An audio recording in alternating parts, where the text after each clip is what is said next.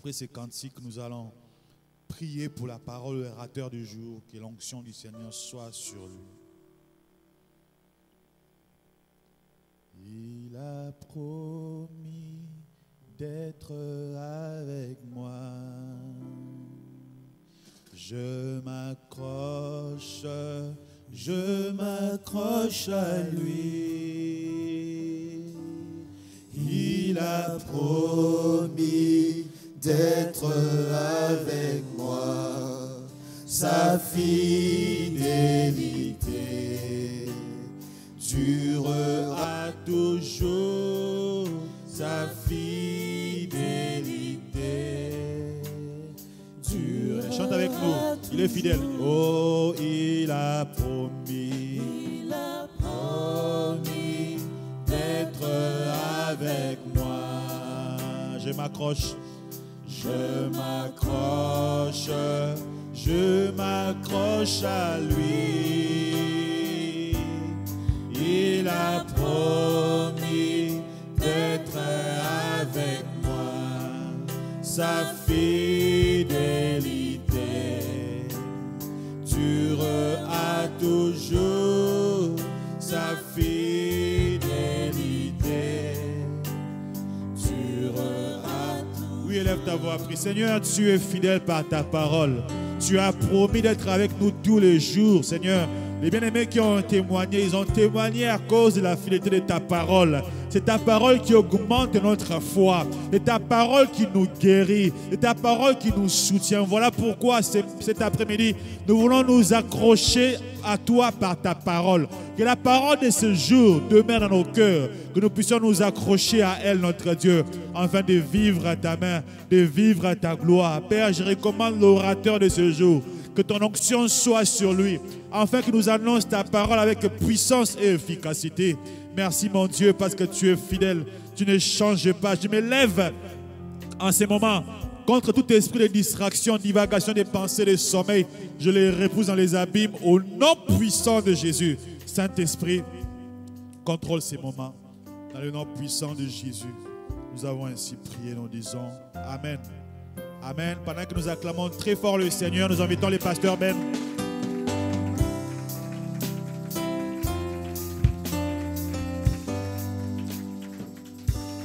Amen. Je vous salue dans le nom du Seigneur. Si vous pouvez saluer ne fût-ce que la personne qui est à côté de vous et lui dire: ton Dieu, qui est ton Père, t'aime d'un très grand amour. Approche-toi de lui avec assurance, parce que tu es fils dans la maison du Père.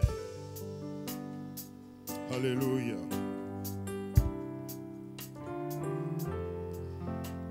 Gloire soit rendue à notre Seigneur,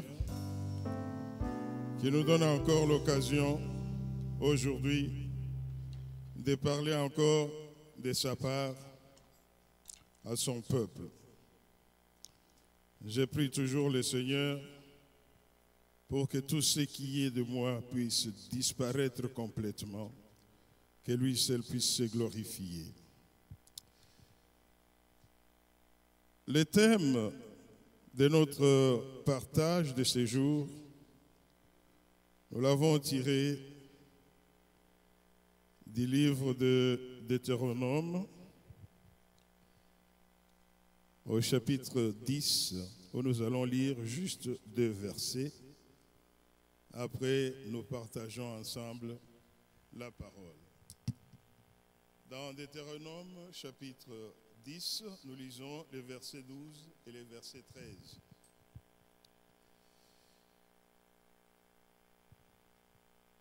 Je vais lire les textes qui est devant moi au nom du Seigneur Jésus-Christ. Maintenant, Israël, que demande de toi l'Éternel ton Dieu, si ce n'est que tu craignes l'Éternel ton Dieu, afin de marcher dans toutes ses voies, d'aimer et de servir l'Éternel ton Dieu, de tout ton cœur et de toute ton âme. Si ce n'est que tu observes les commandements de l'Éternel et ses lois que je t'ai prescrits aujourd'hui, afin que tu sois heureux. Amen. Hein? Si on me demandait d'expliquer rapidement ce texte, je dirais que je vois deux conclusions qui sont introduites par afin. Afin peut aussi être remplacé par pour que. Amen. Hein? Maintenant, pour arriver à ces deux conclusions-là, il y a quelque chose qu'il faut faire.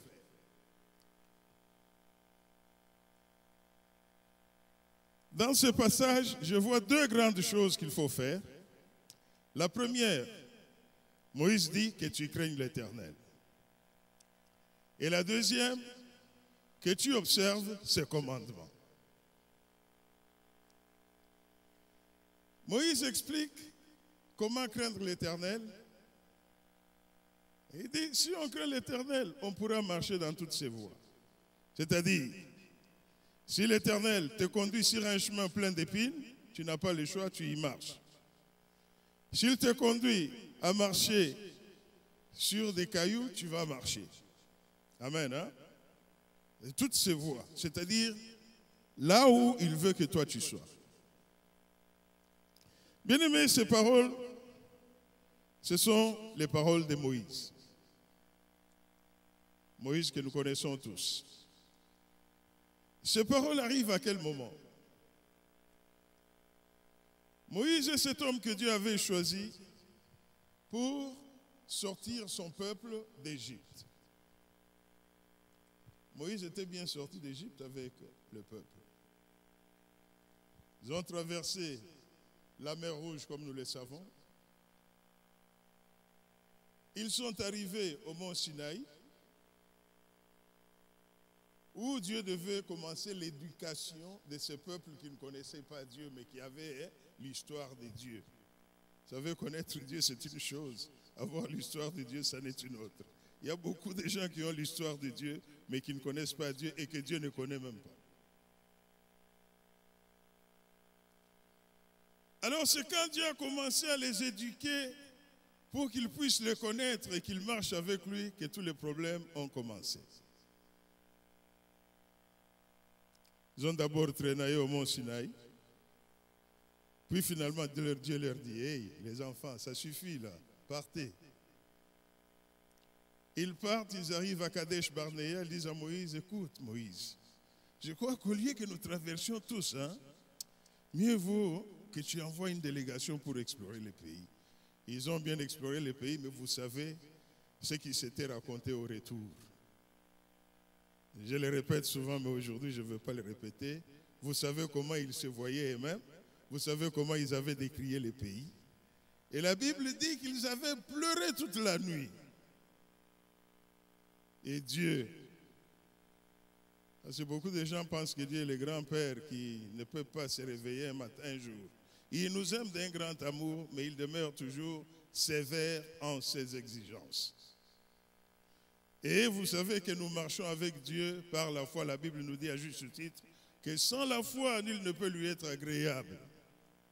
C'est quoi la foi? Vous connaissez ce qui est écrit en Hébreux, chapitre 11, verset 1er.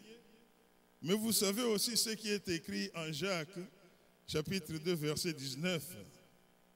Tu crois que Dieu existe? Tu fais bien. Les démons croient aussi et ils tremblent. Et Jacques s'arrête là.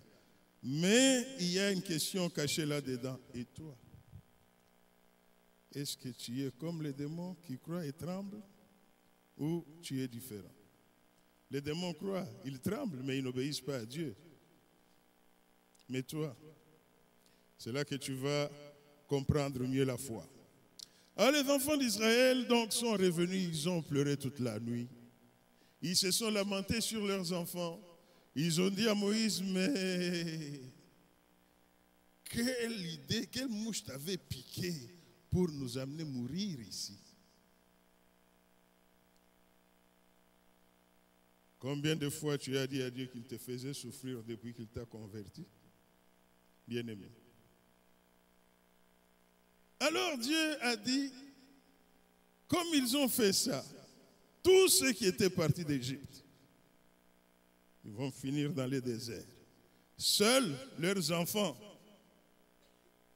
vont entrer dans les pays que je leur ai promis. Et Israël qui était parti d'Égypte certainement dans la joie, dans l'allégresse, ils ont commencé à tourner en rond. Ils ont tourné en rond dans les déserts pendant 40 ans. Dieu a attendu pour que tous ceux qui étaient partis d'Égypte, là, qu'ils disparaissent tous. Seulement, tous ceux qui au départ d'Égypte avaient moins de 20 ans, et tous ceux qui étaient nés dans les déserts, plus au moins 2 personnes qui étaient parties d'Égypte, en l'occurrence Caleb et Josué, ont survécu.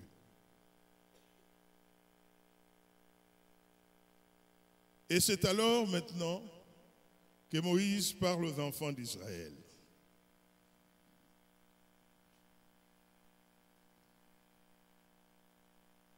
Pourquoi les enfants d'Israël avaient tourné en rond dans les déserts?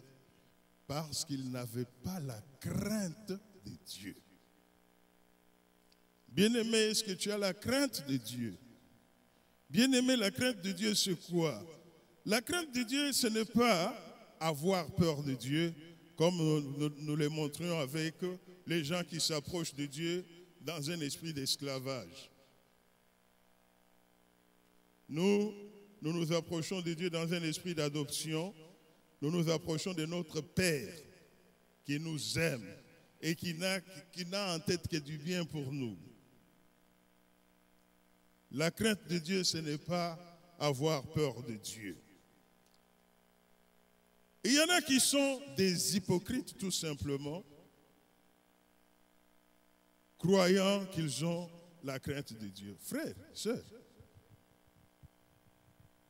si ailleurs tu es quelqu'un d'autre, et ici tu es Saint Papa Ben, mais Dieu te connaît.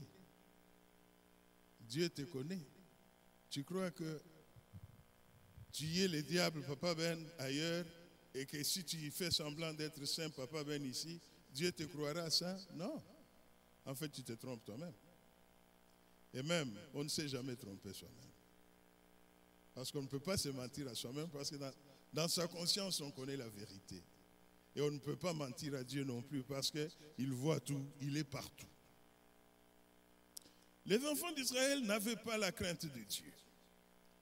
Si vous suivez leurs péripéties, vous allez voir comment ils avaient transformé beaucoup de choses. Et les enfants d'Israël, c'est pire. Ils ont vu des choses que toi et moi peut-être ne verrons jamais de toute notre vie chrétienne.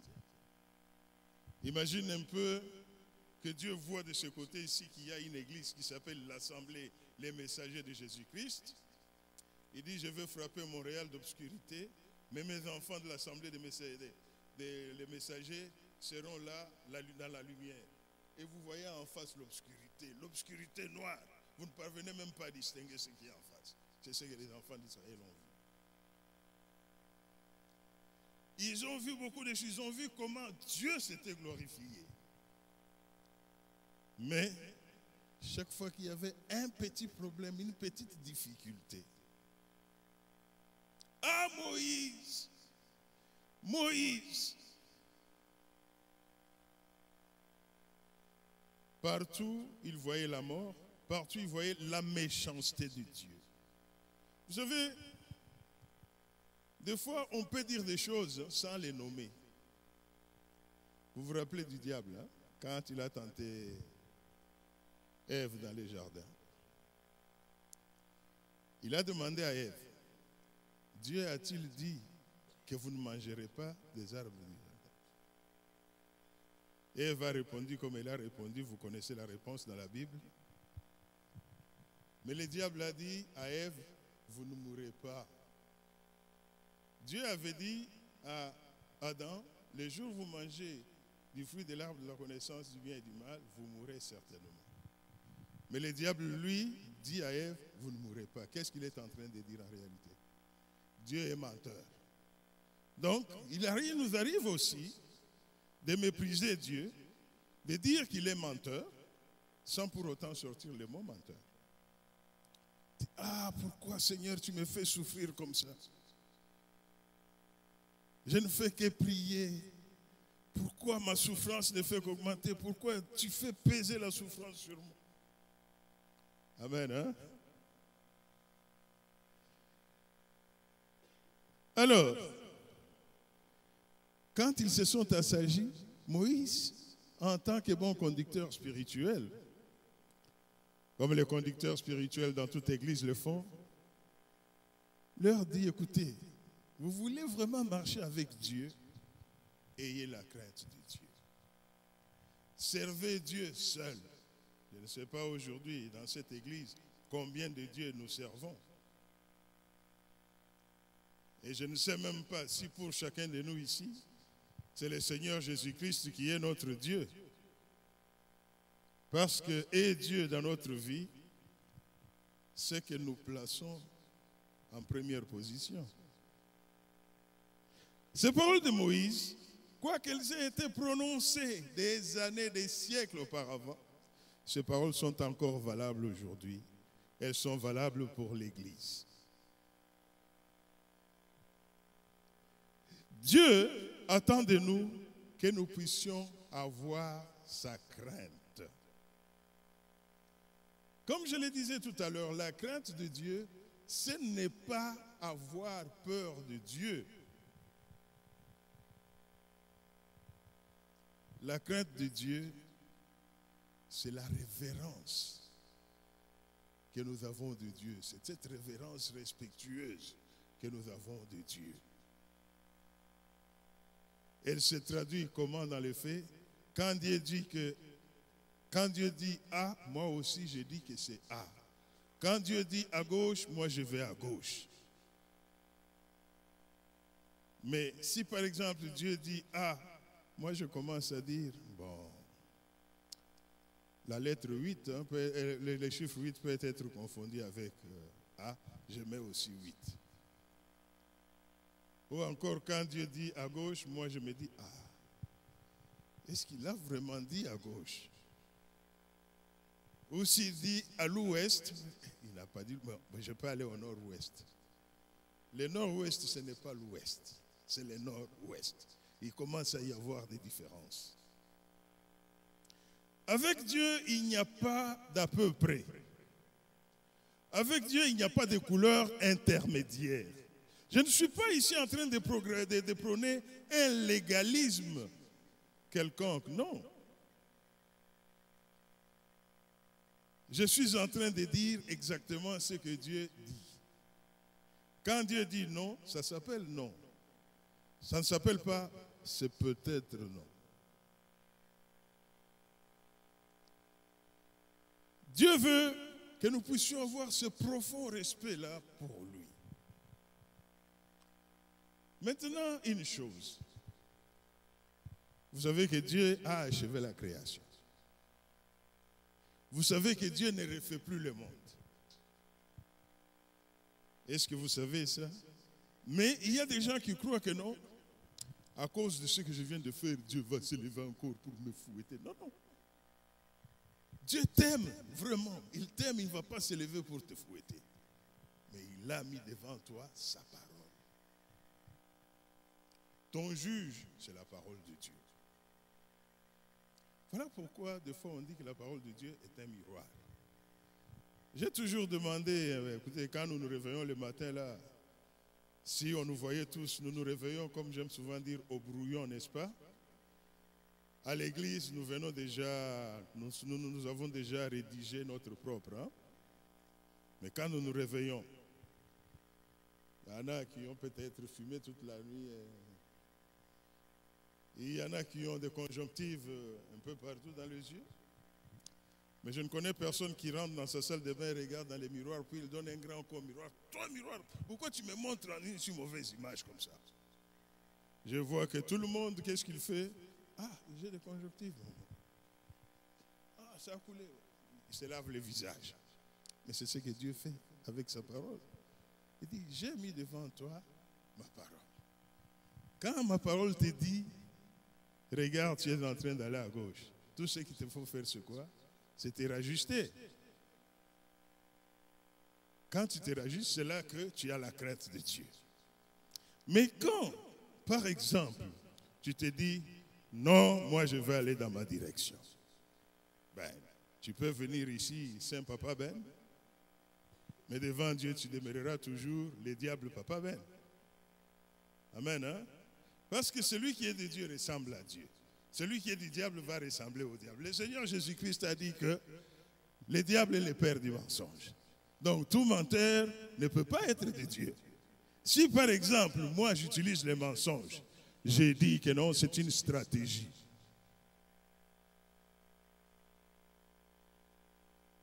Bon, puis après, j'ai dit que, et puis après, ma conscience ou le Saint-Esprit qui est en moi me dit que c'était un mensonge, que je ne prenne même pas le temps de me repentir. Bon, il y a un problème. Dieu veut donc que nous puissions avoir cette révérence envers lui, ce profond respect. Comment cela? En marchant conformément à sa volonté. La volonté de Dieu est parfaite. Il y en a un homme de Dieu a enseigné une fois que non, Dieu, un jour, Dieu a changé sa volonté. Dieu ne va, pourquoi Dieu changerait-il sa volonté? Dieu change les circonstances de la vie de quelqu'un, mais pas sa volonté. Parce que dès le départ, la volonté de Dieu est bonne, elle est parfaite. Il n'y a pas de raison de la changer. Dieu donc attend de nous que nous ayons sa crainte, et c'est de cette seule manière que nous pourrons être heureux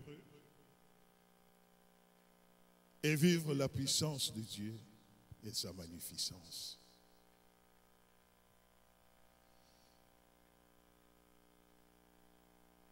Mais dans l'Église d'aujourd'hui, on semble avoir perdu tous les repères. L'Église semble ne même pas savoir où elle va. Les enfants d'Israël, Dieu au départ leur a dit, je vous conduirai dans un pays où coule le lait et le miel. Mais eux ont changé les choses. N'y avait-il pas des sépulcres en Égypte pour nous amener mourir au bord de la mer? C'est ce que nous t'avions dit, Moïse. Nous aimions servir les Égyptiens. C'est ce que nous t'avions dit, Moïse. En Égypte, il y avait des marmites de viande, il y avait des poireaux, il y avait des concombres. Il fut un temps où dans l'église, nous nous disions, ah, quand j'étais encore dans le monde, j'étais bien, mais depuis que j'ai pris aujourd'hui, tu étais bien. Hein? Tu étais bien. Au moment où le diable était assis sur ton dos, esclave, tu étais bien. Comme les enfants d'Israël, ils étaient esclaves en Égypte, ils parlaient à quelqu'un qui était prince en Égypte, il lui dit, nous aimions servir les Égyptiens. Le prince lui a dit que non, moi je n'ai pas envie de vivre dans ce palais. La Bible dit qu'il avait déjà vu à l'avance l'opprobre de Jésus-Christ. Il a trouvé que c'était la meilleure des choses à suivre que les palais égyptiens. Amen.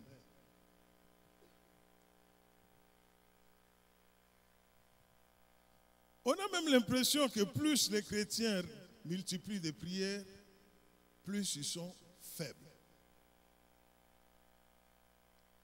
Et pourquoi cela? Je vais vous donner quelques exemples de prières qu'on entend presque, qu'on n'entend pas du tout ou presque chez les chrétiens. Oh Seigneur Jésus-Christ, nous attendons ton retour. Viens vite Seigneur, viens vite. Vous connaissez, vous, des chrétiens qui prient comme ça pour que le Seigneur vienne vite? Ils ne sont pas nombreux. Hein? Oh Seigneur, comme j'ai hâte d'être avec toi. Seigneur, tu as dit que bientôt on verra la différence entre ceux qui te servent et ceux qui ne te servent pas. Un enfant de Dieu ne peut pas être un locataire. Je veux avoir une maison, Seigneur. Je veux avoir une maison. Je veux avoir une Cadillac. Un enfant de Dieu doit marcher dans une bonne voiture. Vous savez comment ça s'appelle? La convoitise. C'est tout. Et la convoitise aboutit à quoi? au péché. Lisez Jacques chapitre 1er, verset 15. C'est ainsi que l'Église aujourd'hui semble ne même rien avoir à offrir au monde.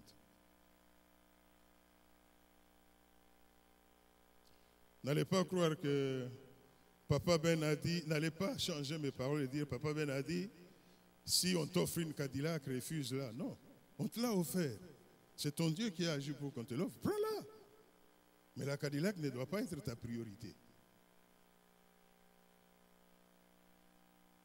Quelqu'un se lève un matin comme je l'ai vu, ce frère-là, La Bonté Peterson, quand nous étions à la Cité des Merveilles. Il est venu témoigner, il a dit, j'étais là assis, un homme blanc est venu, il m'a dit, viens, je t'offre cet immeuble. Nous avons prié pour lui, gloire à Dieu, il a un immeuble qui lui a été offert. Mais il n'était pas là tout le temps en train de prier, Seigneur, je veux avoir un immeuble. Parce que les priorités de Dieu sont différentes. Les priorités de Dieu, oh Seigneur, si tu peux faire en sorte que tout Montréal soit à toi, Seigneur. Nous avons beaucoup de chaises libres ici. Mais nous ne nous rendons pas compte qu'en tant que chrétiens, nous avons créé une sorte de sectarisme. Ce matin encore, j'ai entendu, c'est la sœur Gloria qui enseignait ici à l'école de dimanche. J'ai entendu les commentaires du pasteur Théo. Si nous nous saluons que nous chrétiens, qu'est-ce que nous avons fait de nouveau? Et si nous nous rencontrons que nous-mêmes, pourquoi nous devons nous appeler Église? Nous sommes juste un club social. Hein? L'Église d'aujourd'hui n'attire plus le monde. Pourquoi? Parce que les fondements sont renversés. C'est pratiquement le monde que l'on trouve dans l'Église. Ah, tu vois, pour attirer des jeunes dans l'Église, nous allons leur offrir un concert de rap.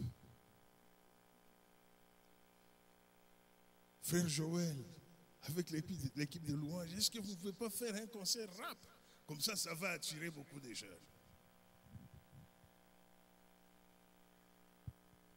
Je ne sais pas si cette musique-là rap est toujours comme ça, mais quand je l'écoute, j'entends beaucoup d'insanité, beaucoup d'obscénité. Et je me dis, si c'est ça le genre de musique que je dois écouter, que Dieu me pardonne, mais que Dieu fasse en sorte que cette musique-là n'atteigne pas mes oreilles.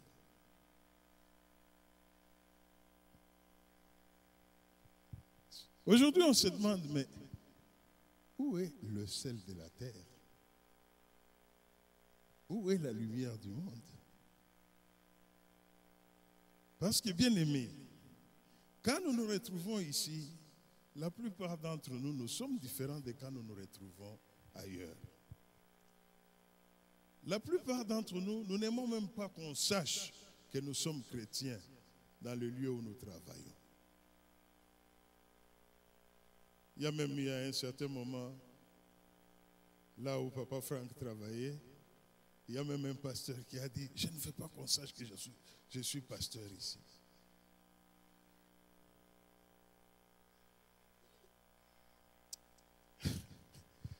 Ça me fait souvent rire parce que chez nous, du temps de notre ancien président de la République, son jardinier était considéré un homme important. Son jardinier, ah, tu ne le connais pas, c'est le jardinier de Mobutu. Mais ce n'est qu'un jardinier. Mais toi, serviteur du roi des rois, du Seigneur des seigneurs, tu ne veux pas qu'on sache que tu es serviteur de Dieu. Vous vous rendez compte? Et si on sait que tu es pasteur? Mais c'est bien pour que tu te conduises effectivement comme pasteur. Parce que si on ne le sait pas, tu risques de te confondre à l'adage qui dit Pendant la nuit, tous les chats, tous les chats sont gris. Hein?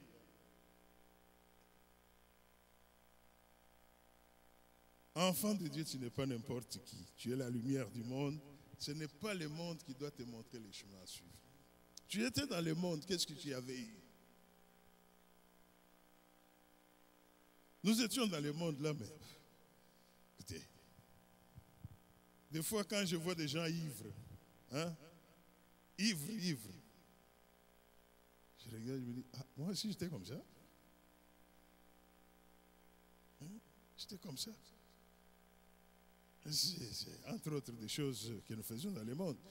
Nous étions dans le monde, il y avait des futilités que nous suivions. On se disait, mais moi en tout cas, hein, comme chez nous à Kinshasa, là, les concerts des Aïkos de ce soir n'ont rien à faire. Toute la semaine, on pouvait crever de faim. Mais il faut que samedi, j'ai un pantalon au-delà de mes moyens, une chemise au-delà de mes moyens, une paire de chaussures au-delà de mes moyens, mais il faut que j'apparaisse à ce concert-là. Et on peut me demander autant d'argent que l'on va à la maison. Je n'ai rien. Je jure même que je n'ai pas un seul rond. Mais les soirs au concert Zaïko, là,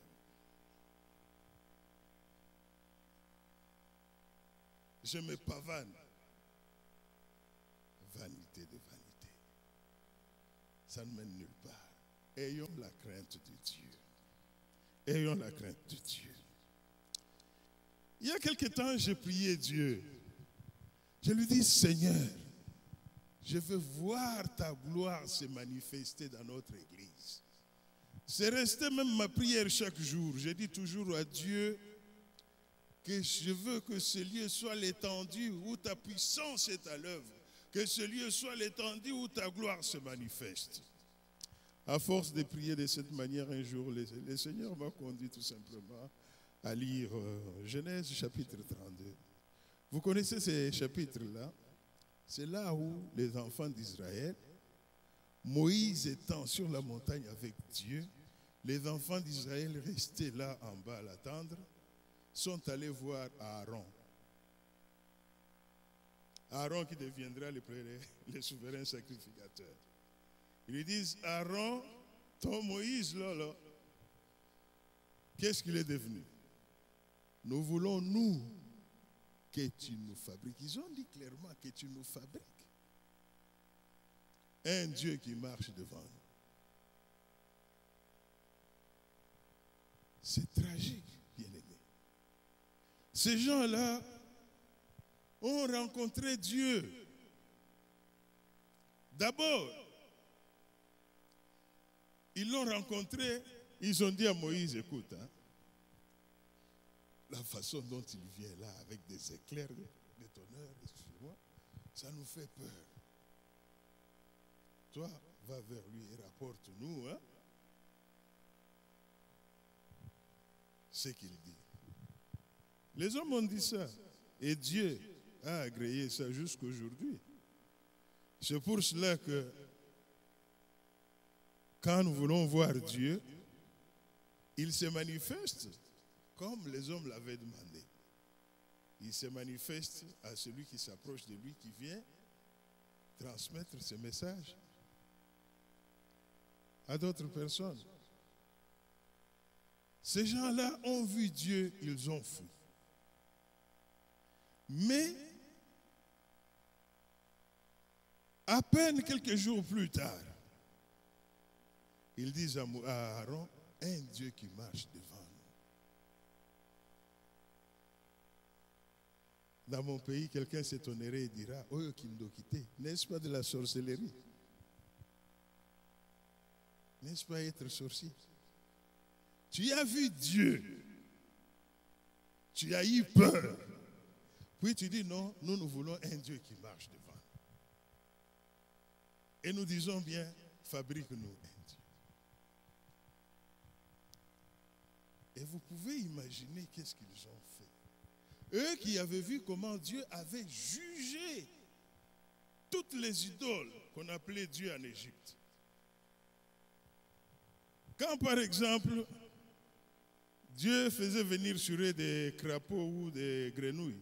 Il y avait des dieux sous forme de grenouilles en Égypte. Ils fabriquaient des sortes de grenouilles pour l'appeler Dieu de je ne sais plus quoi. Ils avaient un Dieu pour le maïs, un Dieu pour les enfants qui vont, un Dieu qui peut-être avalait les couches des enfants, je ne sais pas moi. Ils avaient un Dieu pour, je ne sais pas moi, les moustiques. Mais Dieu, l'Éternel, le Seigneur des Seigneurs, le Roi des Rois, a jugé tous ces dieux-là. Même les dieux veaux. Et les enfants d'Israël n'ont choisi qu'une seule chose.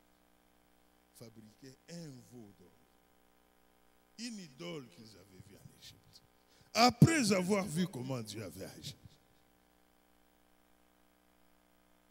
Et ensuite, leurs chefs ont dit, voici, ô Israël, ton Dieu qui t'a délivré de l'Égypte. Mais dites-moi un peu, qu'est-ce que vous voulez que Dieu fasse à ce moment-là?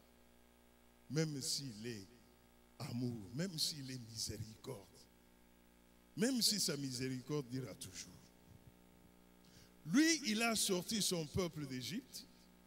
Quelqu'un vient fabriquer un petit veau en or et quelqu'un dit, c'est ça Dieu qui t'a délivré d'Égypte. Dieu devait réagir. Il a réagi. Parce que ces gens-là ont été irrévérencieux à l'extrême.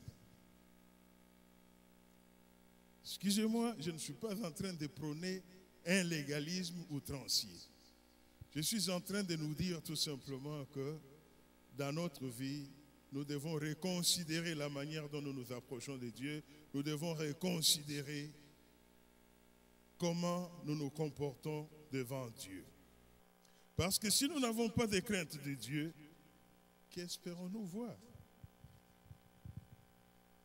Le Seigneur m'a fait donc voir dans ce chapitre-là que là où il n'y a pas sa crainte, sa gloire ne pourra jamais se manifester.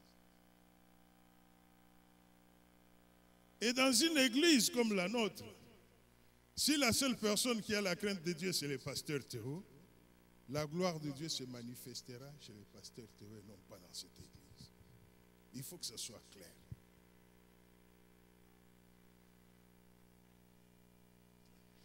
Parce que Dieu est fidèle envers ceux qui lui sont fidèles.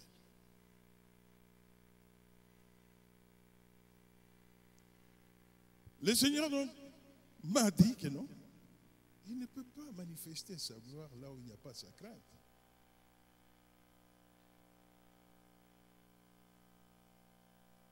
Depuis la création, Dieu a toujours voulu habiter parmi son peuple. Et Dieu a toujours voulu que sa gloire se manifeste parmi son peuple. C'est ça ce que Dieu veut. Mais quand il n'y a pas sa crainte, comment sa gloire va-t-il se manifester? Il y a quelqu'un qui me dit un jour, il me dit, mais dans l'église primitive, là, il y avait des miracles à tout bout des champs. Au point même que, quand Pierre allait quelque part, les gens mettaient des malades sur le côté des rues pour que son ombre les touche et qu'il soit guéri. Mais c'était quoi? La crainte de Dieu. La crainte de Dieu s'accompagne de la consécration. Souvent, quand on parle de consécration, beaucoup de gens commencent à se dire, on commence à faire ceci. Hein. Vous savez, quand on regarde un match de tennis, c'est un beau spectacle, il faut regarder les spectateurs. Ils font ça. Ils regardent à gauche ou à droite, selon la direction de la balle. Hein. Mais des fois, les chrétiens commencent à regarder comme ça. Ils regardent à gauche, Dieu. À droite.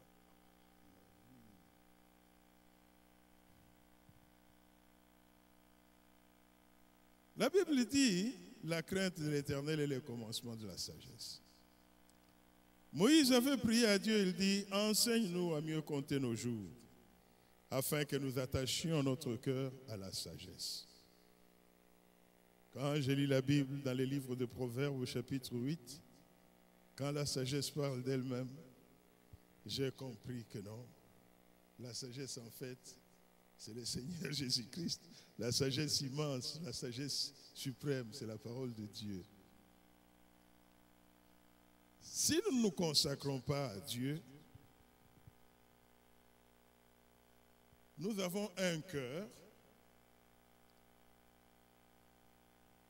mais qui est entre deux choix.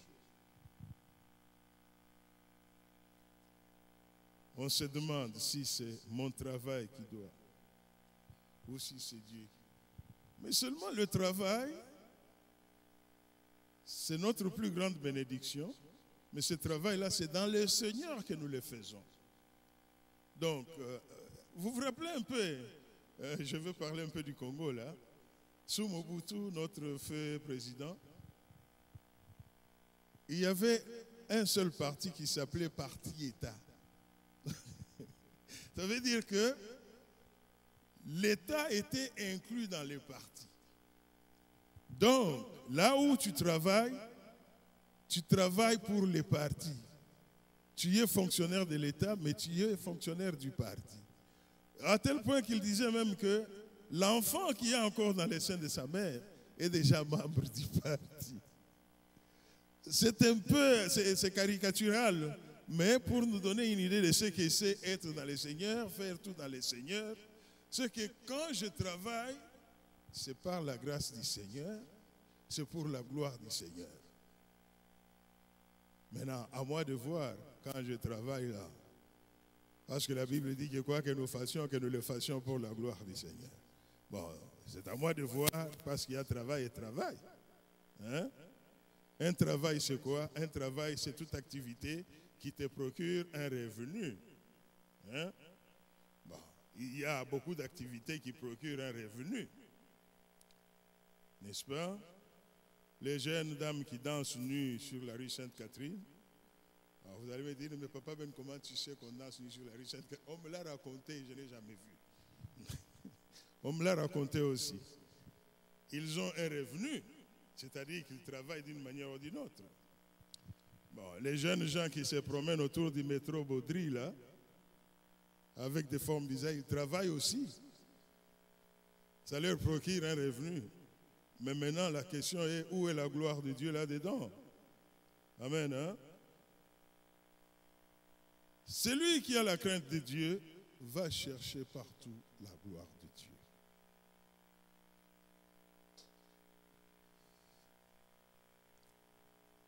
Bien-aimés,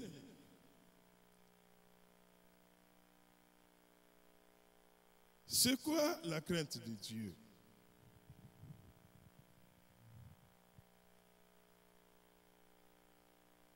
Dieu a créé l'homme, il a fait pour lui un jardin qui était rempli de délices, parce que c'est ça l'essence même d'Éden, un jardin de délices. Des fois, quand on a commencé à m'enseigner les catéchismes, parce que j'ai fait mes études chez les pères catholiques, la manière dont ces pères-là décrivaient les jardins d'Éden, moi, dans mon imaginaire, je voyais donc Adam et Ève qui n'avaient pas à faire l'effort, un seul petit effort pour cueillir un fruit. Donc là où ils étaient assis, hein, ils n'avaient qu'à tendre la main, ils avaient ce dont ils avaient besoin. C'est comme ça que moi je voyais les choses. Alors je comprends qu'au jardin d'Éden, ils avaient tout à leur portée, il ne manquait de rien. C'est pourquoi Dieu avait dit à Adam, non? Toi tu vas juste entretenir le jardin. Hein? Mais, lorsque la femme a été séduite par le serpent, souvent nous pensons que non, les maris étaient un peu éloignés. Non, non. Si vous lisez attentivement, la Bible dit que Et la femme donna à son mari qui était là. Et le mari mangea. Mais regardez bien. Je ne sais pas ce qui s'était passé ce jour-là. Parce que nous sommes aussi mariés là. Maintenant, la grande question sera, si moi j'ai reçu le commandement de Dieu, devrais-je enfreindre le commandement de Dieu pour l'amour que j'ai de mon épouse? Parce que je ne parviens pas à m'expliquer. Ève a appris les commandements de Dieu, peut-être pendant que l'homme était encore endormi, parce qu'il y a des gens qui enseignent et disent, mais qu'est-ce que Dieu et la femme s'étaient racontés lorsque l'homme était encore endormi? C'est le secret de Dieu et de la femme. Je ne sais pas si à ce moment-là, Dieu a dit à la femme, j'ai dit ceci à ton mari.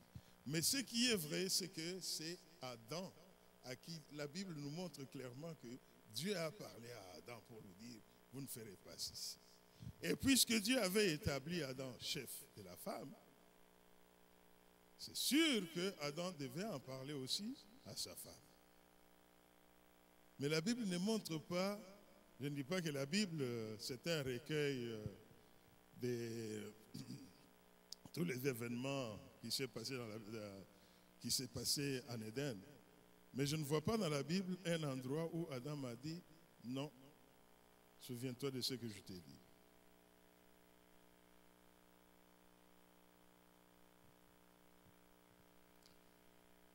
Adam n'avait pas manifesté la crainte de Dieu, il avait mangé. Et c'est ce qui se passe aujourd'hui dans l'Église. Mais la crainte de Dieu commence par connaître le Dieu de la Bible. Parce qu'aujourd'hui, la notion de Dieu varie d'une personne à une autre. Bon. Avec cette mode qui veut que nous prions les dieux de ceci, les dieux d'un tel, les dieux d'une telle, ça devient encore plus compliqué. Quand on demande aux gens, mais pourquoi vous priez les dieux d'un tel? Ah, vous ne voyez pas dans la Bible. Dieu avait dit à Moïse, je suis le Dieu d'Abraham, d'Isaac et de Jacob, tes pères. Mais posez-nous la question, pourquoi Dieu a dit cela à Moïse? Et combien de fois il a répété la même chose? Nous avons lu la Bible, n'est-ce pas? Dieu a dit cette chose-là combien de fois?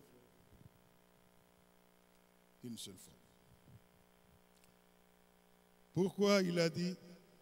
Pour se faire reconnaître à un Moïse qui vivait dans un pays où il y avait une multitude de dieux. Qu'est-ce que Moïse connaissait du Dieu de ses pères? Absolument rien, sauf l'histoire qui lui avait été racontée. Parce qu'on vivait de la tradition orale. Les pères parlaient à leurs fils.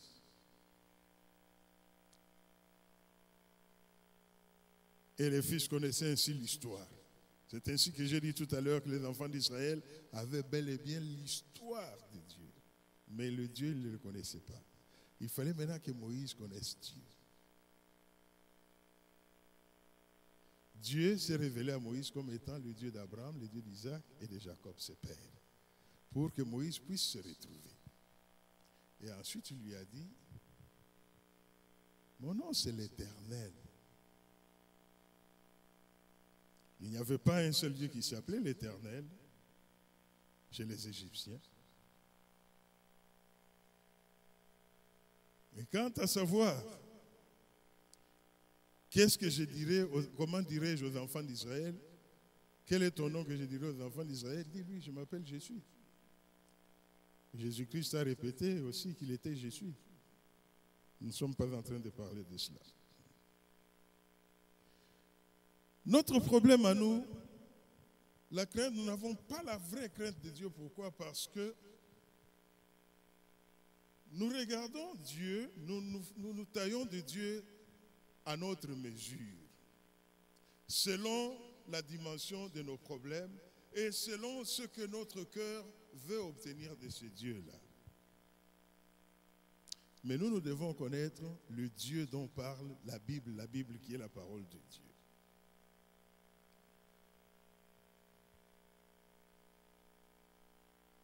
Quand nous recherchons le Dieu de notre conception,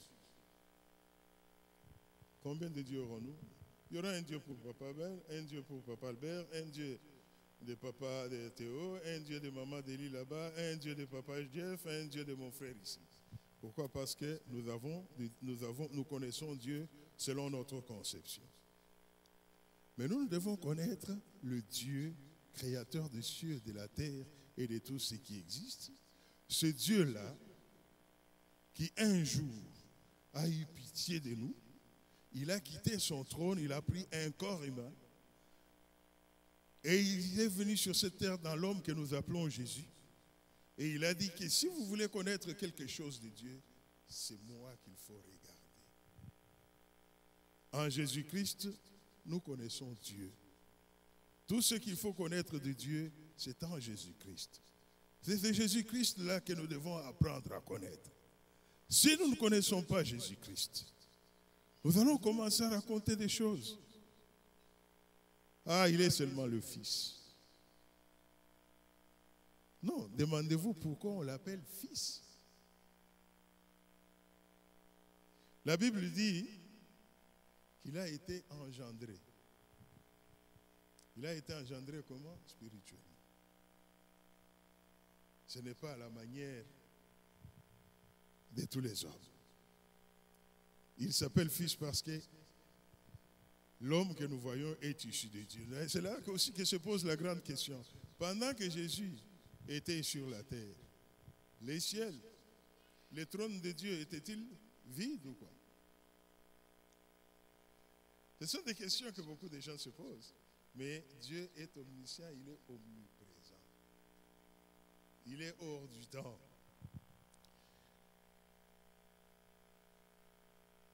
L'Église a une attitude irrévérencieuse aujourd'hui vis-à-vis de Dieu, parce que c'est dans l'Église que nous désobéissons de plus en plus à la parole de Dieu. Nous transformons la parole de Dieu. Nous adaptons la parole de Dieu. La parole de Dieu n'est pas un discours que nous pouvons adapter à nos circonstances. La parole de Dieu est la parole de Dieu, elle est oui et amen. Je l'accepte telle qu'elle est et je dis qu'il en soit ainsi, pas autrement.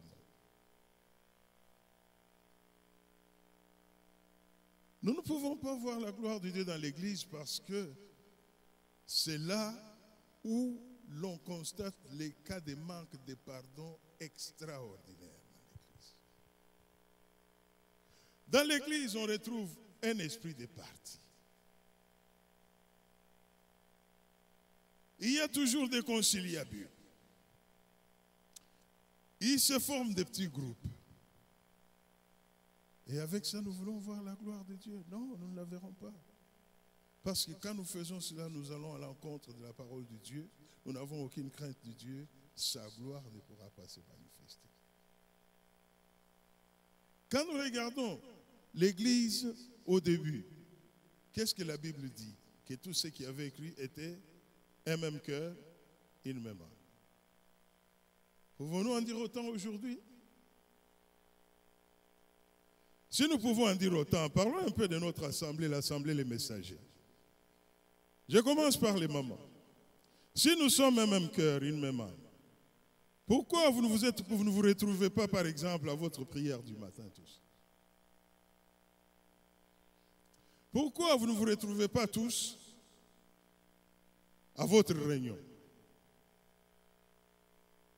Mais la Bible nous dit qu'il nous faut servir Dieu de tout notre cœur, de toute notre âme. C'est ce que la Bible dit. Est-ce que nous le faisons? Mais nous voulons voir la gloire de Dieu.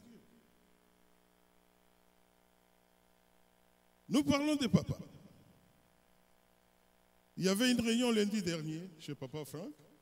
Je ne sais pas si elle était adressée à tous les papas ou si elle s'adressait à seulement ceux qui avaient levé la main pour faire partie de l'organisation du mariage du pasteur Théo.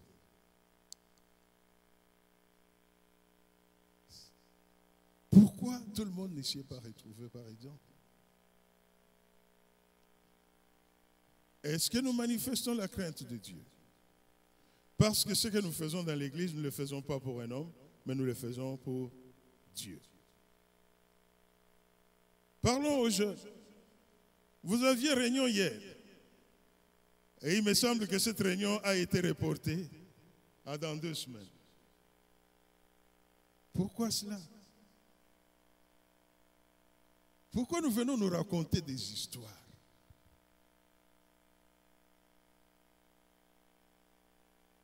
Ce que nous faisons dans le Seigneur doit être manifesté dans les faits. Nous sommes là, nous servons le Seigneur. Mais vous êtes maman dans l'église, vous n'avez jamais assisté à une seule réunion de maman. Mais vous faites partie de l'Assemblée Les Messagers.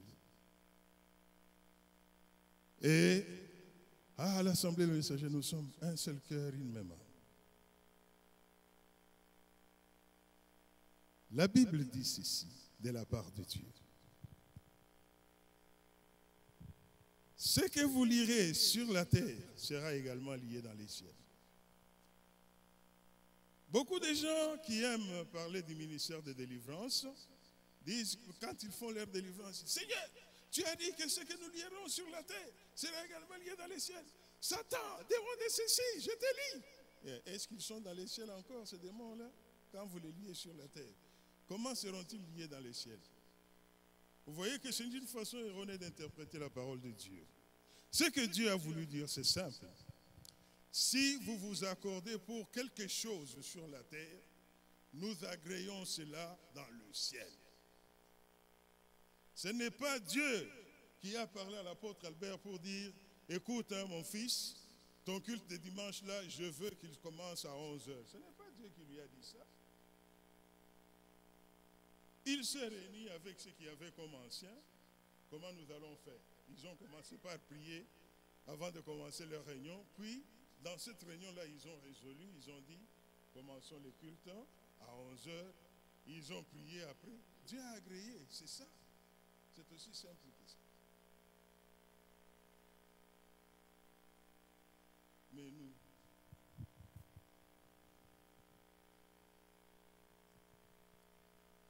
la crainte de Dieu, c'est aussi appeler péché, appeler ce que Dieu appelle péché, péché.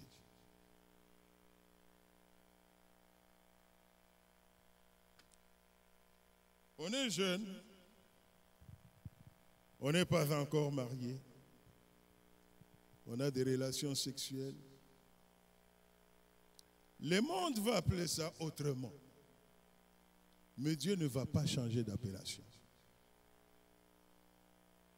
Parce que Dieu ne permet les relations intimes que dans le mariage. Pas en dehors du mariage. J'insiste, je dis que je ne suis pas en train de prôner un légalisme strict. Je parle de la parole de Dieu.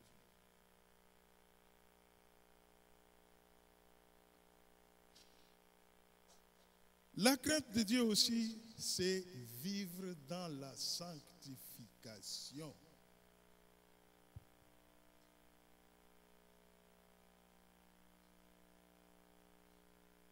Regardez, quand nous venons par exemple, il y a des moments forts dans le culte de dimanche. Nous faisons une bonne adoration. Nous faisons une bonne louange. Gloire soit rendue à Dieu.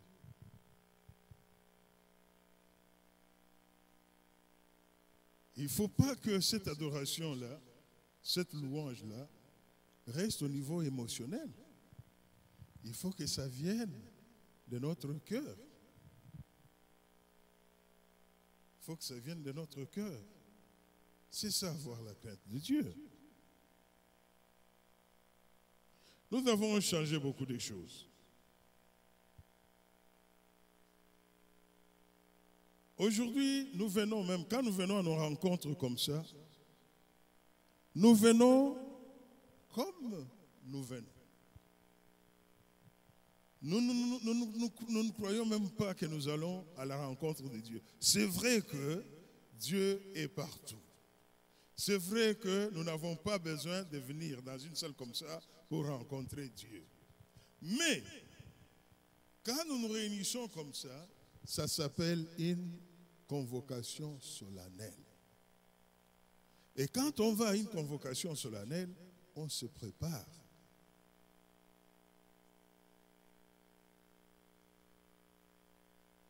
La crainte de Dieu, c'est aussi savoir s'attendre à Dieu quand on va dans une convocation solennelle. Bien-aimé, quand je viens dimanche, à quoi est-ce que je m'attends?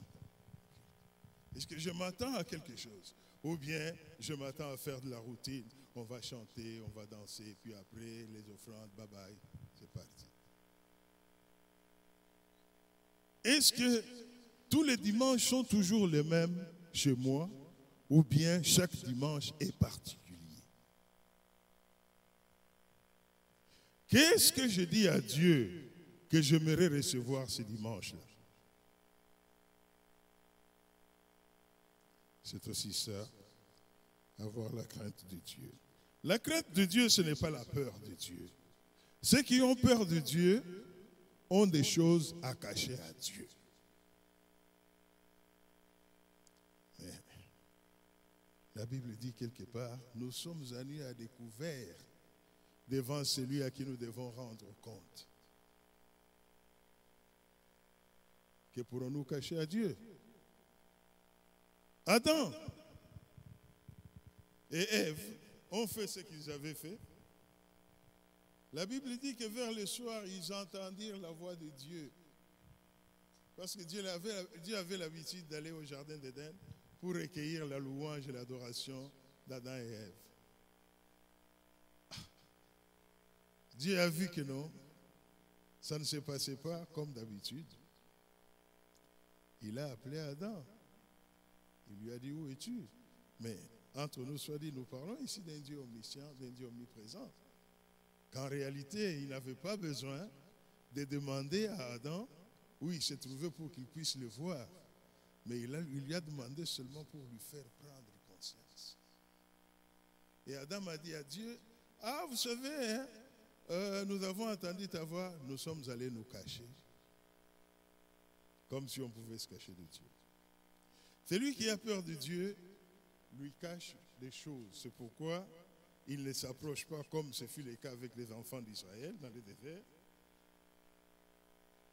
Mais celui qui s'approche de Dieu s'approche avec un cœur ouvert pour que Dieu y fasse son œuvre. Je vais terminer par ici.